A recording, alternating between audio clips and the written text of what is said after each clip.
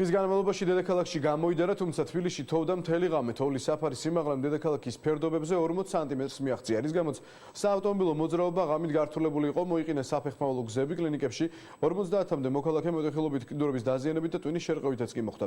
საგანგებო რეჟიმში არა მარტო კეთილმოწყობის სამსახურს, არამედ სასწრაფოსაც მოუხდა მუშაობა. თბილისში უკვე რამდენიმე დღეა გადაუღებლად თოვს თოვა. დედაქალაქში დღეს დილამდე გრძელდებოდა. თოვლის საფარის სიმაღლემ თბილისში 14 სანტიმეტრს მიაღწია. დედაქალაქის ქუჩებში საავტომობილო გადაადგილება ამ დროისთვის თავისუფალია.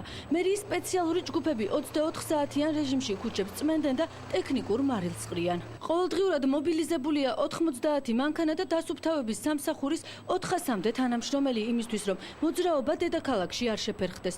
თუმცა შესაბამისი სამსახურები მძღოლებს აფრთხილებენ, რომ უამინდობის გამო მაქსიმალურად დაბალი სიჩქარით იმოძრაონ. ამ წუთისათვის ქალაქის ყველა ქუჩა გახსნილია და თავისუფალია სატრანსპორტო საშუალებების გადაადგილება. ამ მძიმე ზამთრის განმავლობაში, თელი ზამთრის განმავლობაში 5000 ტონამდე მარილი გვაქვს უკვე დაყრდნილი და დასუფთავების სამსახური კვლავაც მობილიზებულია. იმ შემთხვევაში თუ გაგრძელდება თოვცენა და ყინვები, ჩვენ უწყოთ რეჟიმში განვაგრძობთ სამუშაოებს. გამოძახების რაოდენობამ სასწრაფო დახმარებაში საგრძნობლად მოიმატა. საავადმყოფოებს ტრამვებით და სხეულის სხვადასხვა ნაწილის მოყინვით ყველა ასაკის ადამიანი აკითხავს. ამ დროისთვის არსებული მონაცემებით კლინიკებს უკვე 250-მა დაშავებულმა მიმართა. 5 მათგანს გადაუდებელი ქირურგიული ჩარევა დასჭირდა. უამინდობის გამო მიღებული ტრამვული დაზიანების მკურნალობას თბილისის მოსახლეობას ქალაქის მერია დაუფინანსებს. გუდუშაურის სახელობის ეროვნული სამედიცინო ცენტრი მზად არის მერიის პროგრამის ფარგლებში პირველადი დახმარება აღმოუჩინოს თბილისის მოსახლეობას. ამჟამად კლინიკაში შემოსულია 7 პაციენტი, აქედან არის 1 მცირეწლოვანი ბავშვი და 1 ორსული ქალბატონი, 5 არის მოზრდილი ადამიანი.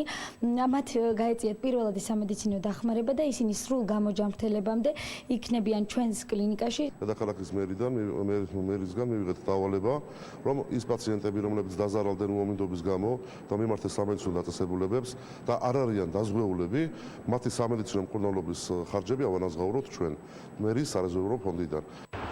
დედაქალაქში ყინვებიც გრძელდება. ღამით თბილისში ტემპერატურა -5 გრადუსი იყო. ამ დროისთვის კი -3 გრადუსია. სინოპტიკოსების ცნობით თოვა დედაქალაქში საღამოს ისევ განახლდება და ხვალ დღის პირველ ნახევრამდე გაგრძელდება.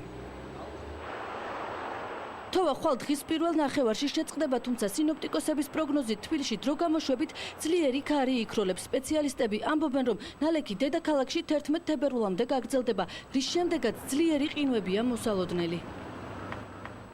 და ეს წუთიანი რგოპრო ჯორჯია მოგვაწოდა ინფორმაცია, რომ ქვეყნის მასშტაბით ელექტროენერგიაში მდითოლობის გამო შექმნილი შეფერხებები დენთან დაკავშირებით აღმოფხვრილია. ამ დროისათვის ყველა აბონენტს მიეწოდება სრულიად საქართველოს მასშტაბით ელექტროენერგია.